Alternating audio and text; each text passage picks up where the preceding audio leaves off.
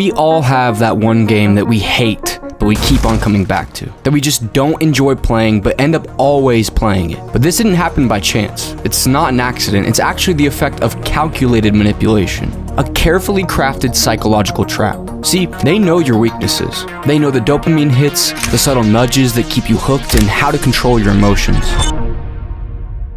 Welcome to the dark side of game design, where addiction is the currency and your frustration, that's just the fuel. We're not playing games anymore, they're playing us. I know this seems pretty intense and dramatic, but this in fact is the case. Game studios spend millions of dollars each year to figure out the most scientific ways to addict you to keep playing their games. And in this video, I'm gonna do a deep dive, pulling back the curtain and looking at how they do this to uncover why you play games that you hate. Studios spilled blood and sweat to deliver banger titles. If publishers weren't so greedy, then games would be better, right? Well, congratulations. The game industry successfully fooled you. In reality, game developers weren't making games just for the sake of making good games. No, they wanted them to be addictive, so that every time you came back to it, you played it again and again and again. And they did it. They won, and you lost the battle.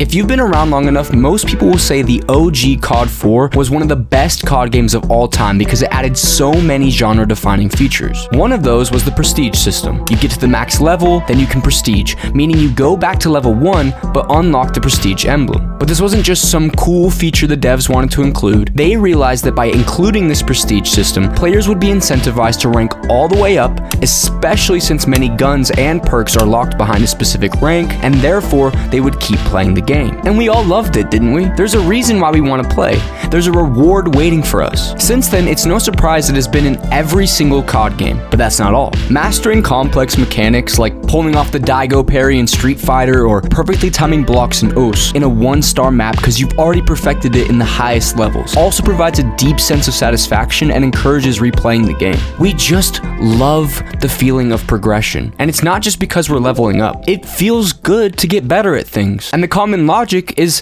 that the more time we put into a game, the better we get. For example, in Elden Ring, you meet Margit, he destroys you, just beats the fuck out of you. You keep trying and you keep losing. So you decide to go somewhere else, play the game more, and improve your stats. Then, 30 hours later, you meet that annoying fuck again. This time, you cooked him. Now you're probably thinking, yes, I'm so much better at the game now, and feel like you've improved. But as a former game developer called Chuck Clanton explained, this might not be the case. Do you think that in the course of a 50, 100, 150 hour game, I'm going to learn how to be a commander for an intergalactic force of thousands of spaceships that are combating thousands of enemies?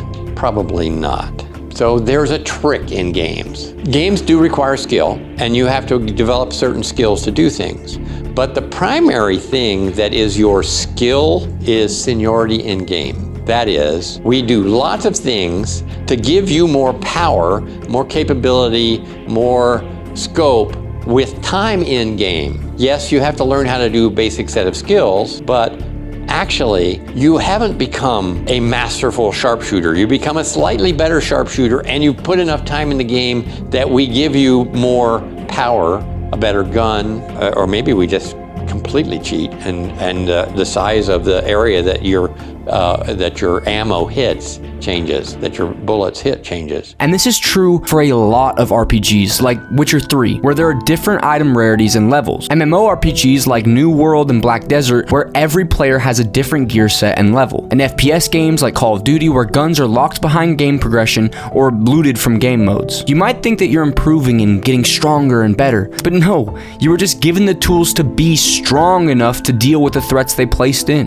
But this only works for players who like to spend their time grinding. What if you want a shortcut? Well, that's how microtransactions successfully feeds on a lot of people. That includes the DLCs and other in-game purchases, and it's the fault of this horse. But that's for another topic. What I want to talk about is predatory microtransactions. I'm sure we're all familiar with in-game purchases in a lot of games, especially in MMORPGs. For example, in Throne and Liberty, there are multiple packs that players can buy to increase their progression rate, get extremely rare materials, and make their characters even stronger by buying premium weapons and armor. Want to skip grinding?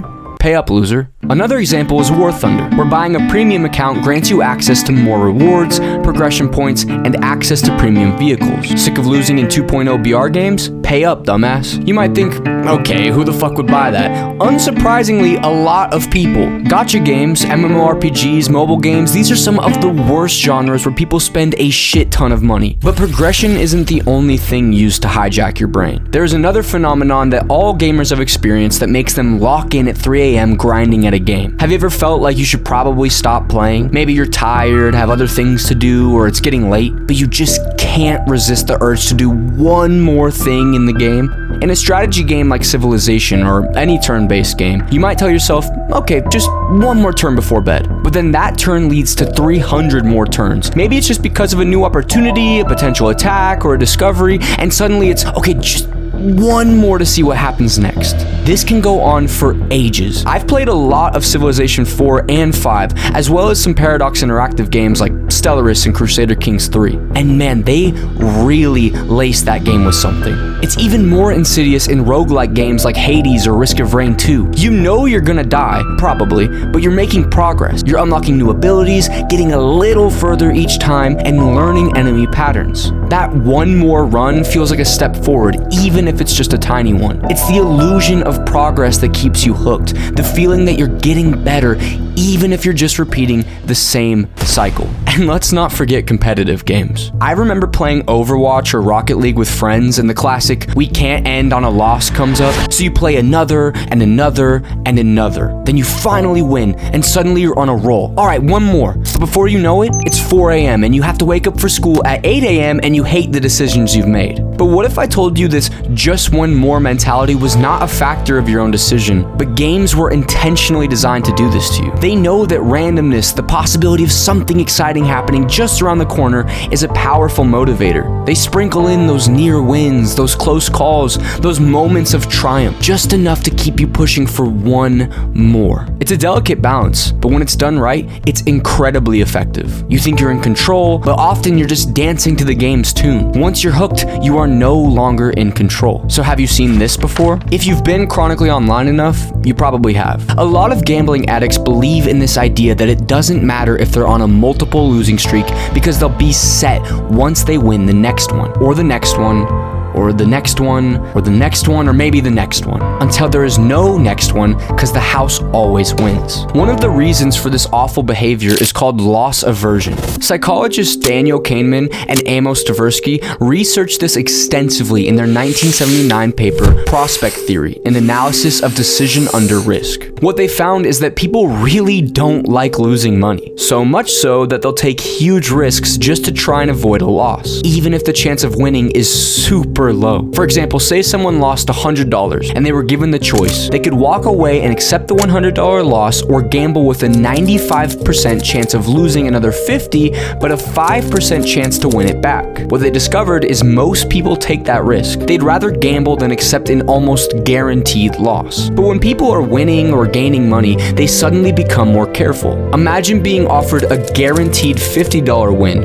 or the chance to flip a coin where you could win $1,000 for nothing at all. Most people take the 50. It's kind of backwards. Another thing is that we often treat small chances like they're much bigger than they are. A 0% to 5% chance feels exciting and worth chasing, even though it's still super unlikely. But a 10% difference between something like 50% and 60% doesn't feel like a big deal, even though it's actually a bigger move. So we end up making risky choices when the odds are against us and playing it safe when the odds are better, all because of how our brains react to losses and small chances. Gachas and games with loot boxes are two of the most common culprits. Imagine you're trying to pull a Karambit skin. If you've opened, say, 50 boxes and haven't gotten it, you might start thinking, okay, I've gone this long without it, I'm sure this is it. I can feel it in my bones, this is gonna be a good one. But the game's code usually doesn't work that way. Each loot box opening has the same independent chance of giving you the rare item, regardless of how many you've opened before. This is also true for games like Monster Hunter or World of Warcraft. Think about grinding for a specific item from an enemy. If you fought that same monster 100 times and it hasn't dropped the item, you might think it has to drop soon. I've put in so much time. But again, each kill usually has the same independent chance of dropping the item. Or when you're playing the Battle Royale games like PUBG and Fortnite, where you think you're gonna get lucky and get the next airdrop, or win a skirmish against a fully decked enemy, but you still end up not getting it or losing the fight. The game doesn't remember how many times you've tried to do something and won't reward you based on the number of tries you did. So why does this happen? Well, it's a psychological bias. We tend to look for patterns even where none exist. When we experience a series of outcomes, we might incorrectly assume that the universe or the game's code is trying to balance things out. So yeah, those are some of the main types of video games where players can easily fall into the trap of the gambler's fallacy. It's all about those random elements where past results don't actually influence future probabilities. Gambler's fallacy leads to loss aversion, which leads to something we've always been familiar with. This is the granddaddy of psychological tricks. The one trick that developers use to make you play more even if you hate it. It's one we all know too well. Imagine you've spent 500 hours playing Destiny 2, grinding levels and collecting gear.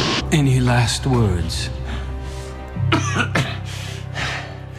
Make sure to subscribe. But then you realize the story's ass, and the gameplay has become repetitive, and you're honestly not having fun anymore. However, you might feel obligated to keep playing because you've already invested so much time. You think, I can't just quit now. I've put in all this effort and I can't let Sony win. Congrats, you've successfully been hooked. The 500 hours are gone, regardless of whether you continue playing or not. Sony has already won because they got your money already. That's what's commonly known as the sunk cost fallacy. Basically, the sunk cost fallacy is when you keep doing something even if it's not fun or beneficial anymore just because you've already invested a lot of time, money, or effort into it. It's like saying, I've already pre-ordered the game, so I have to play it, even if I'm not in the mood. Another example goes like this. Imagine you bought the game everyone was gassing about, say Monster Hunter Wilds, but after playing it for a few hours, you find it just doesn't click with you because the optimization is shit, there are less monsters to fight, and you need 700 menus to play with friends. You might still try to force yourself to play it, thinking, well, I paid $70 for this, I need to get my money's worth. Continuing to play a game you don't enjoy won't magically make that money reappear or make the game better. This is even more pronounced with in-game purchases like cosmetic items or loot boxes. In essence, the sunk cost fallacy in video games makes you stick with something that isn't bringing you joy anymore because of past investments that you can't get back. But of course, there are even more tricks game developers use. In fact, this last one is present in almost all the most addictive games we play. There was a study conducted with rats in the 1930s. Here's how it worked. Rats were placed in a sealed container with one button in it. Sometimes when the rat presses the button, boom, a little food pellet pops out. They like that. But other times they press the button and nothing. Bugger. This study is known as the Skinner box test by B.F. Skinner. It became so famous because he found that the rats pressed the button more times when there was this random chance of getting the food, even compared to when he changed it so that the rat would get food every time it pressed the button. This finding is something that has been adopted in almost all games today. Random item drops are a prime example. When you're playing a game and an enemy randomly drops a valuable item, that's a form of unpredictable reward. You keep fighting enemies hoping for that lucky drop, even if most of the time you get nothing special. It's a really common way to distribute rewards in an RPG like Witcher 3, Elder Scrolls, or other MMORPGs. Another less obvious example is the Battle Royale games. Each time you drop on, there's a chance you could find a golden scar or get the gray pistol, but the randomness and the effect also has you winning the game keeps you loading in. Daily and weekly rewards are another thing. Some games offer rewards just for logging in or completing simple tasks. Gachas and MMOs are notorious for these mechanics, and these can be predictable, but they still reinforce the habit of engaging with the game. But all of these things are not chance. They're in almost every game by design, to target and hijack your dopamine system and keep you addicted. And it's finally coming out. In October 2019, a lawsuit was filed by a lawyer in Canada. The attorney claims that Epic Games allegedly hired psychologists to make Fortnite addictive, and this gained a lot of traction. The attorney represented the parents of 2 children, aged 10 and 15 at the time. The core claim was that Epic Games intentionally designed designed Fortnite to be dangerously addictive, comparing its addictive nature to substances like cocaine. The parents alleged that their children became so addicted to the game that it had a significant negative impact on their lives. They also claimed their children spent a substantial amount of money on in-game content. One report mentioned around $1,000 in the past year. The legal team representing the parents argued that when companies create products that are dangerously addictive, they have a responsibility to warn people about the risks, similar to how tobacco companies are required to provide warnings about the dangers of smoking. The lawsuit also referenced the World Health Organization's classification of gaming disorder as a mental health condition in 2018, using this as further support for their claim that excessive gaming can have negative consequences. The lawyer representing the parents specifically mentioned an article by psychologist Dr. Celia Hodent. In this article, Dr. Hodent reportedly explained how she worked to keep players interested in the game. The plaintiff's legal team interpreted this as evidence that Epic Games actively sought psychological expertise to make the game more addictive. Now, this is still an ongoing lawsuit, but let's be real. Of course, Epic Games are using psychologists. And do you really think it's just them doing it? Roblox Corporation was hit by another lawsuit just recently. Multiple lawsuits accuse Roblox of intentionally designing its platform to be addictive, particularly for children. Plaintiffs argue Roblox employs psychological manipulation like random rewards and social pressure to encourage excessive gameplay and spending. The in-game currency, Robux, is the main point, with claims it basically makes it harder for kids to know the difference between virtual and real money to financial manipulation. Even Activision Blizzard was hit by multiple lawsuits as well. Several lawsuits allege Activision Blizzard designed Call of Duty to be addictive using psychological tactics to exploit players. They claim reward systems, microtransactions, and competitive gameplay foster compulsive behavior, particularly in young players. Accusations include failure to warn about addiction risks, leading to mental and financial harm. Plaintiffs cite emotional distress, mental health issues, and significant spending due to the game's design. They seek accountability for the company's alleged manipulation, prioritizing profit over player well-being. Beyond the psychological tricks and manipulative tactics we've discussed, there lies a more serious consequence at play here: gaming addiction. This isn't just about spending a bit too much time on a hobby. It's a recognized condition with real-world impacts on mental and physical health, relationships, and overall well-being. And unfortunately, the very design elements we've examined are often the fuel that feeds this addiction. Gaming addiction, or gaming disorder as recognized by the WHO, isn't always easy to spot. It goes beyond simply enjoying games.